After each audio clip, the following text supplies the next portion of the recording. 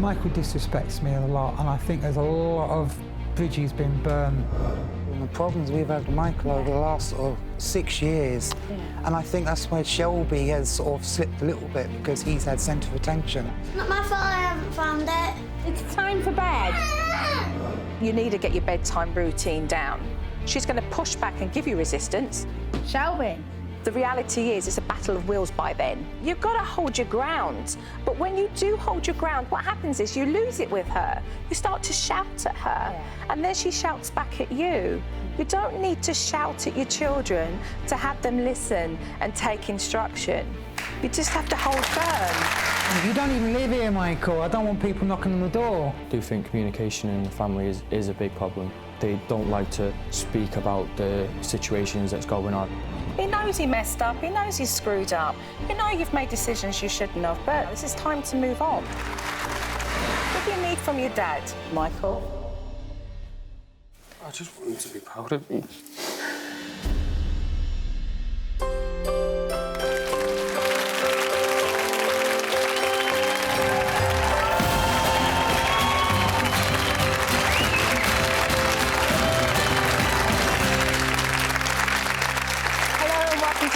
My first family, Marie and Darren, are desperate for help with their 10-year-old daughter, Shelby. Darren works long hours as a heavy goods vehicle driver, and Marie says she's struggling to cope with her unruly daughter alone. I'm Marie. I've got Shelby, she's 10, and then there's my husband, Darren. But I've got a bit of problem with my 10-year-old daughter, Shelby. She's acting really spoiled. What do you do on a Friday? Get your uniform on. She's being obnoxious. It's not my fault I haven't found it.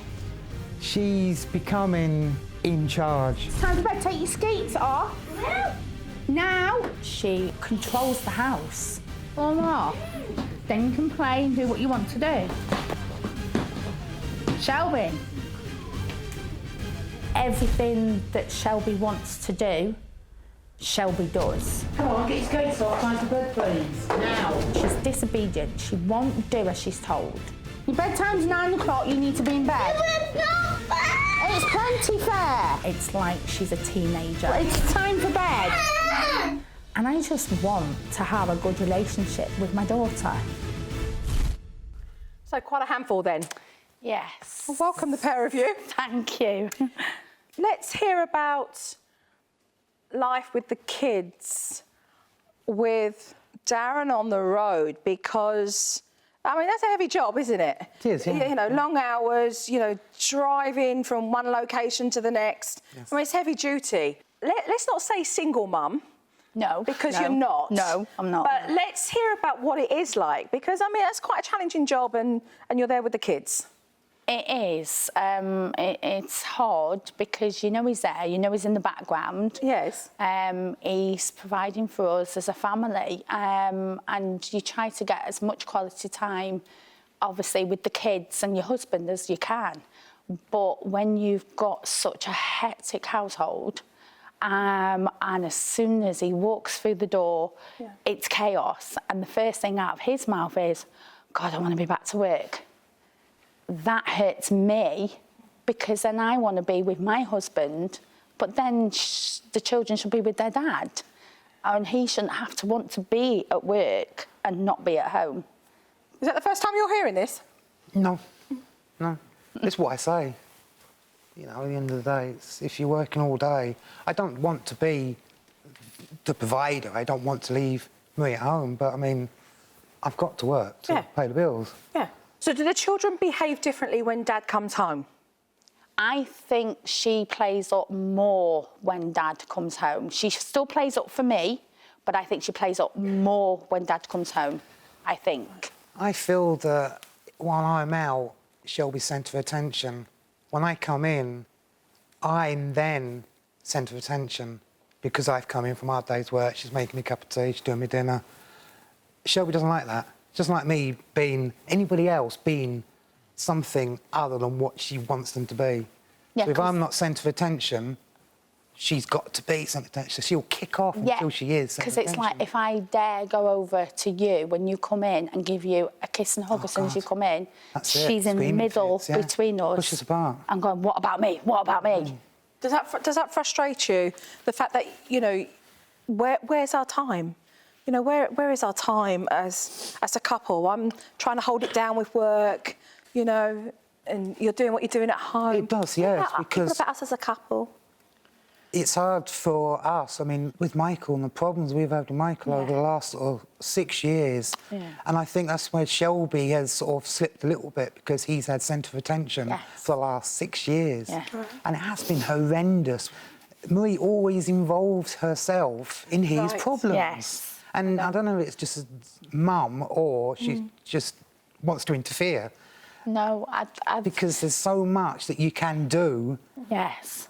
to not get involved in his life. But Let him roll with his life. It's hard because even though he's caused a lot of those problems, I see him.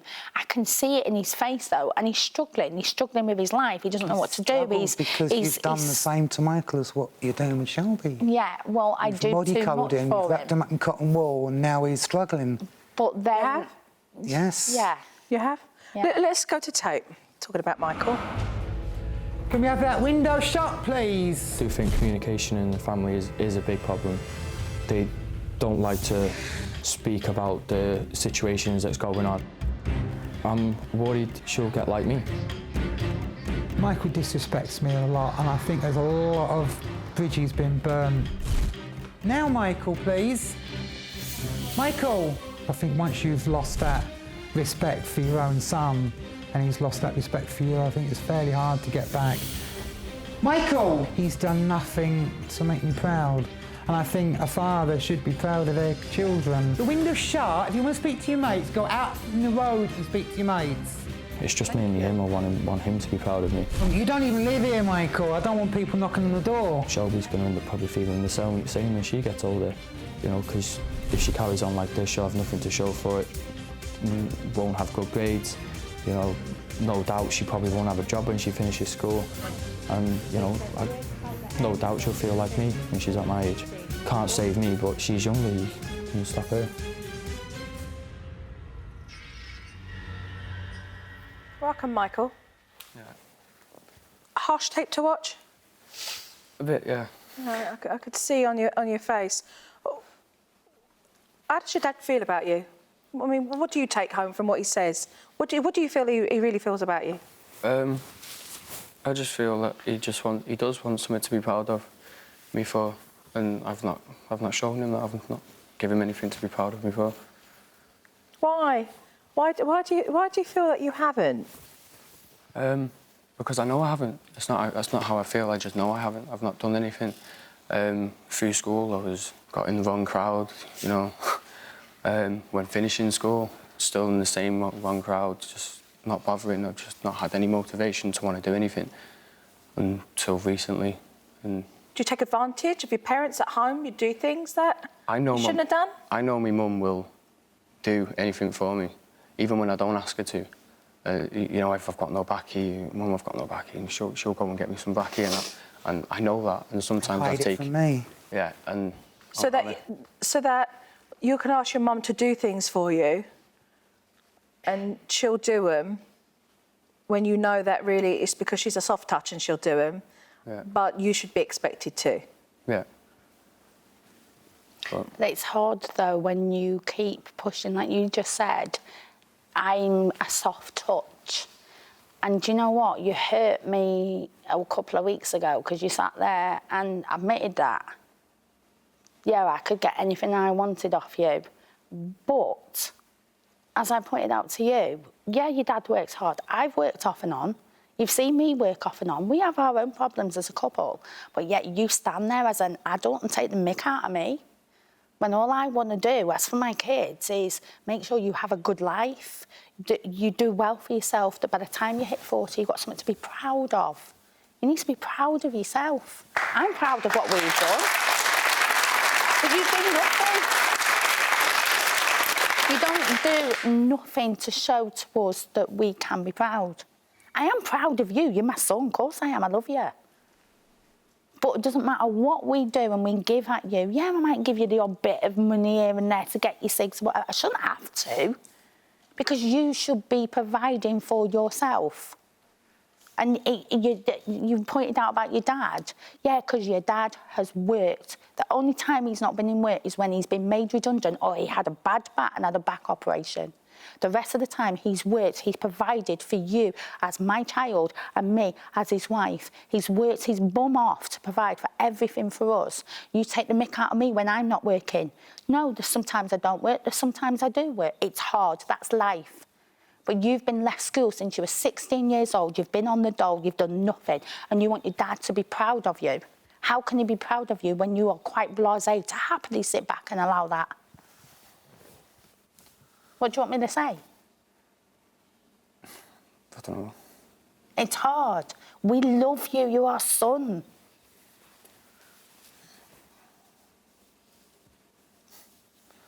I don't really know what to say. We don't hate you.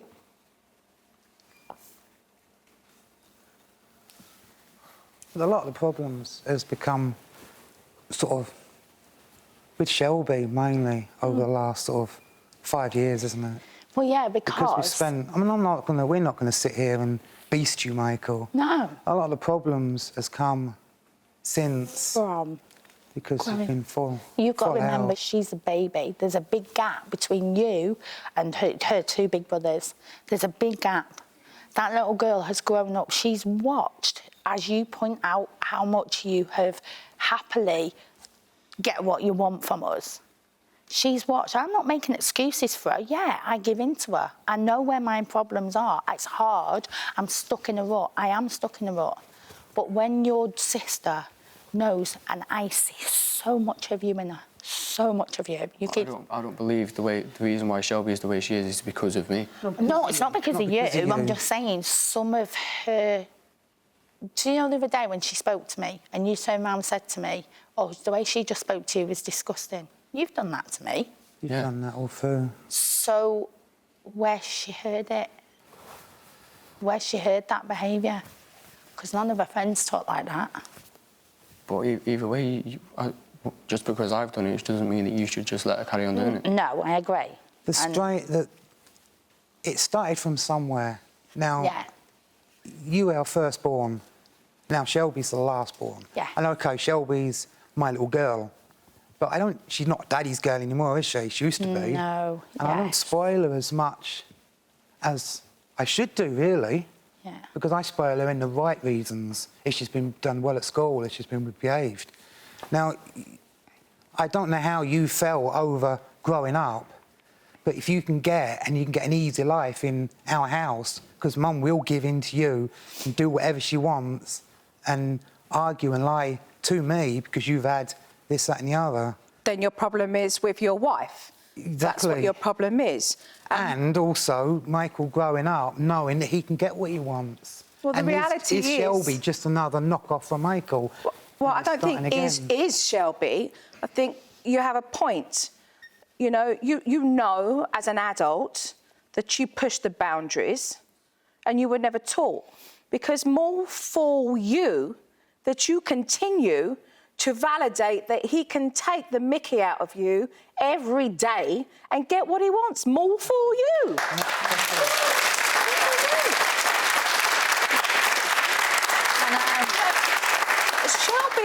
Shelby is not just watching her older brother and what he's been allowed to get away with. Shelby is going to recognise that and think that's a way of being able to get what she wants because more for you, she's watched you do it with Michael and now you're doing it with her. Still to come on Family Matters. It's late and she knows it's 9 o'clock bedtime. She'll run, she'll hide. I'm trying to get his sandwich box because he's telling me I've got to be up at 2. That's where you're going wrong. That's where you're going wrong. She won't let him. No, she doesn't have a choice. She doesn't have a choice. I think we're forgetting here, you're the parents. So at what point do you put the parent boots on and say, hold on a minute, I need to learn from Michael that I must not do this with Shelby? At what point didn't you wake up and say, hold on a minute, have I not learned anything myself? If Michael is learning that being in the wrong crowd and getting into trouble is what he needs to change about himself so that he can become a better man and learn from the experiences, then he deserves a second chance to be able to do that because he's growing. He's a growing lad. He's learning to make those decisions that become better for him. But at what point do you as a parent then say, well, hold on a minute, I need to learn as well? Because I let my son get away with everything. I validated everything that he wanted and gave it to him. At what point do you say, hold on a minute, I need a reality check because I better make sure I don't mess up and do the same things that I did with my son and now make those same mistakes with Shelby? Yeah. At what point do you do that? But then that's hard when I know what my mistakes are. I will admit my mistakes. I know what I've done wrong with him. Now he's an adult. I'm not giving in to him as much. I'm telling him, no, you can't. And I'm putting my foot down with him. And no, you cannot come live back in my house. You need to do it with Shelby. But then I'm trying to do it with Shelby, but then it's difficult when I'm not being backed up in the house. You're not trying as hard as you could be. I'm not trying as hard as I could be. But then I'm thinking... Your general persona comes across there. And I think Michael will probably say that the kids follow what you'll do. If you've got a careless attitude, the kids have got a careless attitude. Isn't it right? But then you tell me, when do you back me up in the household? I always back you up. I always back you up. You know, I'm out 12 hours a day, 8 hours a day, and I try to back you up. That's not my fault that you're out 12 hours a day. When she comes in from school and she's kicking off with me from 3:15 till 6 o'clock when you walk through that door, you come in, you talk to me, and she's still kicking off, and I'm over by that cooker and I'm dishing up tea, and she's still kicking off with everybody else. Who's the one that's going in that room going, Shelby, what that's do you enough? do? Go and tell her off, and then she goes crawling to you, and you say, what have you told her off for? No, because I don't do that anymore. Because I say to her, if Dad did, and tells she you knows the damage is already done. She knows. You've pointed out she's not a daddy's girl no more. What I'm saying is, if you have a general attitude within the house, and sometimes I do a lot of the building work in the house, and I make that kitchen. That kitchen is what I built. That extension is what I built with these hands. Right. And you said to me that. I said to you when the kitchen was old, I said, why don't you just generally tidy up when I come in from work? Because it's a horrible kitchen. And now we've got a brand new kitchen. Michael said to me the other day, my mum quickly ran around and cleaned up because she knew you were coming home. Why? Just... Because I felt like it. What's your general outview is that if Mum doesn't do, why the hell should I do it? Yeah. Right. Shelby's the same. If Mum can't be bothered doing it, why should I? But with Shelby... And I'm the same, right? But I work 8 hours a day and I drive all day and I'm off to Scotland, I'm off to Essex, I'm off to Barnstaple and everywhere else. Right, so hold on a minute. If I come in, why should I have to come in from an 8-hour drive and start cleaning the kitchen? So as I just pointed out earlier when I was talking to Michael before we came on here, so you tell me who was working full-time, taking the children to school, dropping them off, going to work all day, coming home from work, picking the children up from childcare, cooking the tea, cleaning up, making all the sandwich boxes ready, getting them into bed, 11 o'clock at night. So I'm not only doing childcare. So what do you need? So let's stop for a moment here. So there are times when you work. Yes. And whenever I get a full-time job. So there are times that you work, okay, and then you're forward thinking of how you're going to get things done for the kids. Yes. And you're working and you come home, and what I'm hearing is that there is a major conversation that needs to happen with respects to the responsibilities, with respects to how you divide the children's responsibilities for when you are working. If I work, I have also got other things that I have to worry about.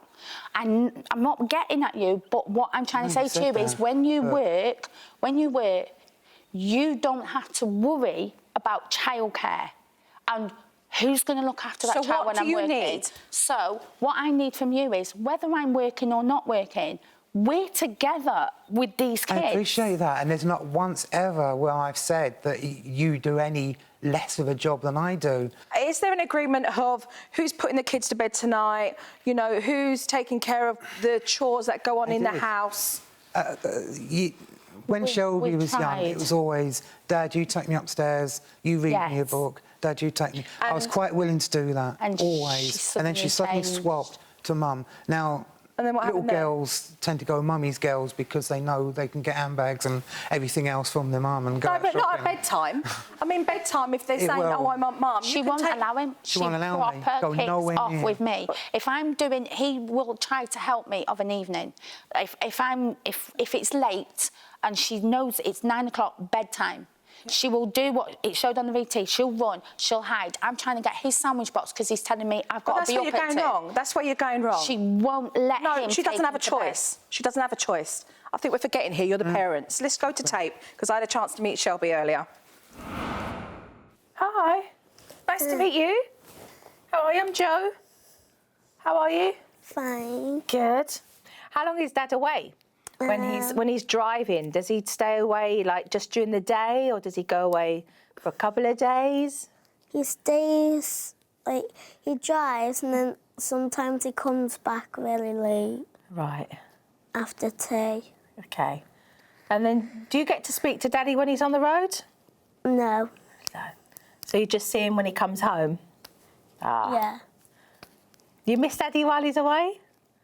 Yeah. Mummy and Daddy have come here because they wanted to talk to me, because they said that sometimes you get really angry and you get upset about things, and they wanted to make that better. Is that right? Mm-hmm. Okay. What are the things that you get angry about then? Me and my mum get along with each other, but sometimes I argue with her. Sometimes you argue with your mum. What are the things that you argue with her about? Going to bed. Right. And it's like 9 o'clock and it's the weekend on Right. Sunday. But on Sundays I have to go bed on 9 o'clock because on Monday, Right. So I go to bed later. like 10 o'clock. Right. Why 10 o'clock? I don't know because I'm not sleepy that much. Right, so you don't feel tired, No. so you want to go to bed later. What are the things that you do before you actually go to bed and turn off the light? Really, I sleep with the light on all night. You do? Is there a reason why you do that? Yeah, because I don't like the dark. Right, okay. What other things don't you like doing Cleaning that you say to Mum, no, I don't want to do that? And then sometimes, you know, you my bedroom. don't like cleaning your bedroom. Right, okay. What about if we said that every Thursday you had to tidy your room, but then you do have to put your clothes away every day? What about if we said that for an idea? It's just I've got nowhere to put my clothes. You've got nowhere to put them, and that makes it difficult maybe then, Yeah. of where you're going to put them. So we might have to have a good organisational day. Okay? Mm-hmm. All right then, I'll go and talk to Mum. Look after Snowy. Bye, love. Bye, babe.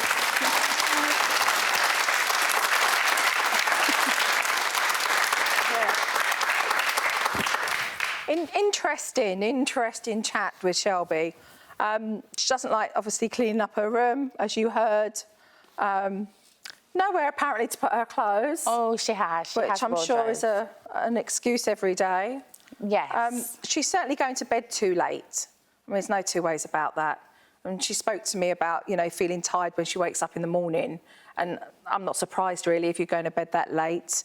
I think you need to get your bedtime routine down properly with respects to standing firm with who is putting, you know, Shelby to bed. And you do need to create that circumstance where you have that cut-off period and your bedtime routine is starting, and you follow that through with no disruptions, like one or the other is doing it. You know, you're home and you realise who's taking turns to do that. Yes. Whether she's kicking off or not, the reality is this is the parent who's going to be doing that chore. You can get that straight and stick with it and follow it through. She's going to push back and give you resistance, because we've already seen her jump on the floor and, you know, hold her ground. The reality is it's a battle of wills by then. And you've got to follow that through, because once she recognises that causing a stink won't get her what she wants, then she'll start to back down and you'll see those temper tantrums eliminate. It's because she's had to blow up bigger and bigger with her temper tantrums in order for you guys to back down. And she's learnt that behaviour. Yeah. And it does get worse if you continue to basically pacify her behaviour. She's a little girl, she's 10 years old. Yes. You know, she's been mollycoddled a little bit. She's been pacified, Mum, with some of that behaviour. I think we're fully aware of that. And I'd like to see her really have fun and own that bedtime routine. You've given her, well, you've really allowed her rule a roost to just come home and behave a certain way in order to get what she wants. You do have to put your foot down. You know, the reality is there are things that she needs to learn so she becomes more independent and she becomes more self-sufficient. Yes. And she recognises that, you know, her mother is going to tell her to do certain things that she is capable of doing. Yeah. And whilst you allow her to get away with that, you'll just make her lazy. You'll make her really lazy and then she'll just refuse to do it and cause an argument to have you back down and not do it. But the reality is if she doesn't do it, yeah, then there'll be a firm consequence for her the next day. Yeah. You know, you want to be able to... She told me that she got a new bin. She said, I got a new bin, Jojo, I got a new bin. She's got a new bin. You know, last year I got a new bin. You know, so when you pass through her room and she's staying in it and you notice it, you want to be able to say to her, you know, you may turn around and say, you know, oh, tea's going to be ready, but before you come down, did you put all the trash in your bin, you know? Did you put all the rubbish in? And then where she comes down, you remind her, did you do it? Oh, no, I forgot. Right, go upstairs then and get it done because I'm going to come and check afterwards. And what will happen is you'll build that trust because she'll know that you're going to come back up and you are going to check. It really is a matter of... You've got to hold your ground. But when you do hold your ground, what happens is you lose it with her. You start to shout at her. Yeah. And then she shouts back at you. Yeah. You don't need to shout at your children to have them listen and take instruction. You just have to hold firm. When you're communicating with her, you know? Sorry? It's like what my dad said to me, yeah, why I'm so bad. I was never scared, I wasn't scared of punishment. And that's like her. I don't think she'll ever listen. Because she knows that whenever they say, go to your room, you're grounded, or whatever, the next day, they give in. Tomorrow, you're not having you know, you're talking... anything. So let's just turn back on that, because it was a little bit... You contradict yourself a little bit there. I don't think she's scared of consequences, you know, in our house. Well, it's not about being scared of consequences. It's about recognising that there are consequences. There are good consequences and bad consequences. You know she'll get away with them, though, correct. Every time. And that's where the problem lies. You know, and if you don't teach your children that, how will they become better at their emotional development in making decisions to think before they act? You won't allow her to become more self-disciplined in her impulsive behaviour. And that needs to be curbed. Yeah. You know, it needs to be taught, because you have one son who had a tough lesson because of that. And you don't. You know, you don't want Shelby going in the same way. No, I don't. I've said that right from the beginning. I can see her heading in that path with her attitude when I say to her, right, if you don't go and get yourself ready for bed now, you don't have to go to bed now, because what I've tried to do with the bedtime as well is get her ready for bed 5-10 minutes prior to going to bed. It's not enough. It's not enough for her. It's not enough. She told me that, you know, she gets scared of the dark and she wants a little lamp, right? She wants a little lamp on and a little night light. Her mind is all over the place. You know, she wants the lamp because when the lights go dark, she starts to think of things, her imagination goes. It's kind of like when you've been going all day as an adult and then you finally get into bed and you feel a bit achy. You think to yourself, God, am I going down with the flu? You know, because you've been on the go, the adrenaline's going, you've been on the go getting things done. And as soon as you've got nothing to do and you're laying in bed, if you don't conk out straight away and fall asleep, you feel a little bit under the weather, because that's the time when your body just stops. Well, Shelby's body doesn't stop, her mind keeps running. And children need, because of their body clocks, just like us as adults, if we respected the fact that our bodies need time to wind down, we would all, as a nation, get better sleep. But we don't. We push ourselves all the time. We push. But as regulators of making sure your children have healthy sleep and the right amount of sleep, We have to create that for them. So I want Shelby to have that hour. I want her to have a ritual before she goes to bed so that she can really switch off mind and her body and relax. You know, you'd have a much smoother ride. You would, and have appropriate times. We did try that, didn't we? Trying's not going to work. You need to actually do it and stick with it and continue. But then another problem now starts, or something else happens, and that just gets forgotten about for one night. You know, it's carrying on that. And you have to carry it on. There's going to be circumstances that will distract you. Yeah. There is. You know, oh, my phone's ringing. Oh, so-and-so wants to know this. Oh, can you quickly ring mum? Oh, auntie's on the phone. That's when you say, no, I'm focused here.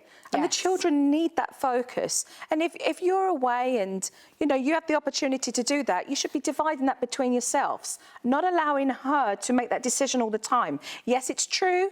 You know, that daughters, as they get older, they want to be able to spend, you know, time with their mums and being able to connect with them on that female gender level. But not at this age. This is lovely for daddy to come and give her a kiss goodnight and tuck her into bed and know that she's safe and protected and she can sleep well, because children feel safe. And when children feel safe and protected, children sleep better.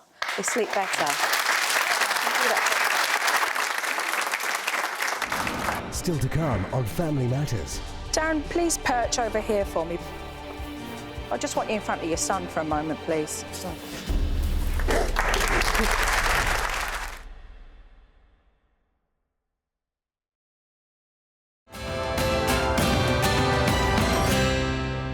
Come on, get your skates off, time for bed, please. Now.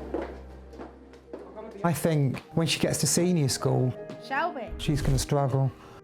And I think she'll be argumentative with the teachers. I think I'd want Shelby to just be that nice little girl that I thought that she used to be. It's quite strange, actually, because I don't know where the anger's come from. Because we've gone through that with Michael, I would like Shelby not to go down them tracks. I mean, she's a mini Michael at the moment.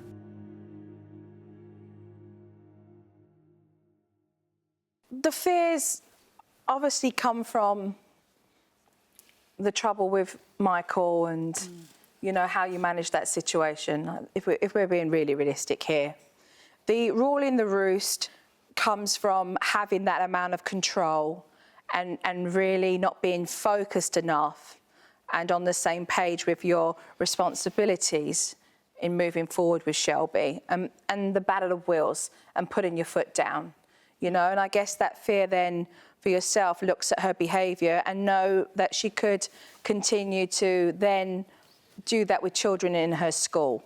Not if you stop it now. This is behaviour that you can nip in the bud. This really is. You just have to make your mind up, you know, that you're ready to be the parent that she needs and put your foot down. And at the same time, be the loving mother that you are with her, you know? I think because obviously growing up with Michael, I was 18 when I had Michael, and I've always said, was I ready to become a mum at 18? No, I wasn't. I wasn't ready. I didn't know what the heck I was doing. I was doing everything ad-lib and, you know, But you know now. But I know now. But you know now, and that's why. But you know now. And I think I've got myself stuck in, because of that, I think I've got myself stuck in that rut, and I'm finding, I think I'm scared to come out of that rut. Well, you've seen the tape now. Your eyes are open. There's no excuse. Yeah. There's no excuse. Darren, please perch over here for me, please. Come over here. I just want you in front of your son for a moment, please. Oh. You know, kids screw up. They make mistakes, you know. They make mistakes and they make decisions that are not the best decisions because they're trying to find their way as well. You know, they're not Shelby's age anymore, but at the same time, you know, they're just coming into the adult world and they're trying to work it out. They're trying to work it out. And whilst they're trying to work it out, they want to know that the decisions that they make, if they're not the right ones, that they can always come home, that they've all got this safety that they can come home and they can share what those problems are, regardless to how bad they are. That regardless to the decisions that they make, that they learn from the experience of that, so that they think before they act the next time, that it allows them to personally grow and mature. Yeah. They go and take those risks and do things in life because they've had the love from the family to be able to feel like they can perch away a little bit, you know, living with girlfriends or friends and getting out there in the real world, you know, and learning how it functions and how they are well adjusted in fitting in. But in being able to do that, it means that Michael's got to be okay with who he is. Michael's got to like who he is as a person and not feel that the only way that he will receive unconditional love from his parents is not because he has to do something that will please you or please you, but what will please Michael and make Michael feel proud of himself for whatever those choices are. What do you need from your dad, Michael? I mean, I know it's difficult to talk about those circumstances when you're very conscientious of the things that you have done. But I know one thing, Michael, and I have to say to your parents, you just can't keep hanging it over his head. No. He knows he messed up. He knows he's screwed up. You know you've made decisions you shouldn't have. But, you know, cut him some slack now. This is time to move on. This is time for him to learn from that. What do you need from your dad? I just want, you know, what do you need from your dad, Michael? What do you need? Sorry.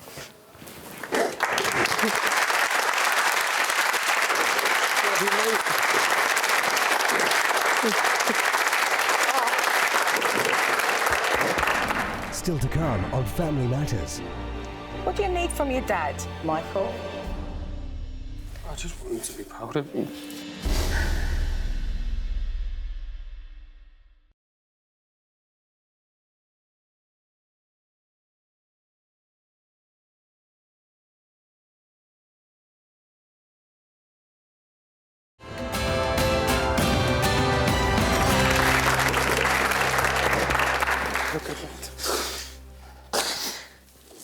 I've waited so many years for that. I just want him to be proud of me. It's just... What do you see in Michael? What do you see in... You see that he's lost, but what is it that you notice about this young man that he has potential? What is it that you see when you look deep enough? Intelligence. Tell Michael. He's intelligent. You're intelligent. Mum told you you're intelligent. You're intelligent lad. Use it. There's no need. You've got this stigma of sort of wanting to be out with the boys and be out on the streets and be out with the lads. OK, I don't mind you doing that. But causing problems around the neighbourhood until 3 o'clock in the morning, running about because you've got big issues with the local gangs and whatever. Don't. What are your hopes? You can get... What are your hopes for Michael? Yeah, what do you hope for him? What are your aspirations for him? I want him to do... Tell Michael, don't tell me. I want you to do what I've always told you to do. Do what you want to do. It's your life, you make it. But not what you're doing now. What you do, what your future holds, is up here. And you've got to have the will to do what you want to do. Whether it be a road sweeper, whether it be a solicitor, or whatever. In here is what you want to do. No one else is going to manipulate you into doing what you don't want to do, or what you do want to do. I'm not going to say, I want you to be a football player and you're going to do this and you're going to do that. If you don't want to do it, don't do it. But do something that you want to do. It's your life, not mine, not your mum's, not your granddad's. It's your life. Are you behind him? You support him 100%? I've always been behind him 100%. If he wants to do building work, he goes into building work. I've told him, go to college. Now, I know, call me pig-headed, I know a lot of stuff about building and everything else. I've been in it all my life. He won't go into building trade just like that. They will not take him in the building trade. Just a, you know, young lad, looks like he does. with that attitude, they won't take him. You've got to go to college. You've got to learn a trade. Now, as soon as you go up with your CV and you go up to any building trade, they're going to say, oh, he's done 4 years at college, 3 years at college, fully qualified carpenter. We'll start him as a joiner, and all you'll be doing is stage fabrication, whatever, and, you know, joining fixings on the site. So can I say from here that Michael, you know, just swim around those thoughts about what you feel you might want to get into, what you might want to do, because being able to do that will allow you then to have those conversations with your dad so that he can give you support in knowing, you know, how you can get that help. You know what I mean? Like, you want to be able to lean on your parents to guide you, to be able to give you that help, you know? I mean, over the last couple of months, I've been very interested in going into the army and everything, and but I've not done much about it, have I? I've not really pushed for it to happen. Mum's done it again. And, you know, my dad's... You've got to want it. If you don't want to join the army, don't join the army. I mean, and... Is there a reason why you want to join the army? Yeah, because of the lifestyle that I live, and, you know, my mates are great, but, you know, and I just need to get out of everything. No, Michael, army's not for escape. No, I don't Army's like that. not for I mean, escape. I just want to get like, a new life and a new start. Yeah, but army's not for escape, my love. I have to say, I feel like choosing the army is because you want to escape from the relationships that you were in and the bad company you were in. Do you know how you do that, Michael? You step outside the box. You find yourself a career, a trade that you're just curious about and interested. And you know what? You work hard with your parents' guidance, yeah, and you stay on that road because that's what takes you away from your past. That's what allows you to then move forward. These armies escape. Think about it. I've always been interested in the army, though. I have always been interested in it. And if you are, then that's something that your parents will support you with. But know that you don't want to do that just to escape from your past. Just having your head focused with the options of things that you would like to try with your work is what will take you into a different place, you know? Well, everybody in their lives has chapters that they close the book on and move on to new. As you're growing, you know, just as you're growing up, there will be friends that you would have spoke to that you'll never talk to anymore. There'll be circumstances and areas maybe you lived in and didn't live in anymore. Things will change for you, Michael. They will change for you. I'd love to leave you just thinking about that, just thinking about that, you know, and maybe some of those thoughts of what you might like to do and what might interest you. And I think what would be a great idea is actually just to get you two guys together, you know, and go and just hang out for, you know, an afternoon or something and just have that son and dad talk, you know, spend time together, some quality time together. I mean, he's worked with me before and he's been 100%. Yeah, if you love it, go and do the experience, hands-on experience. But it's a start, right? He needs discipline. A little, you know, more, not to say discipline the army's going to give him. Yeah.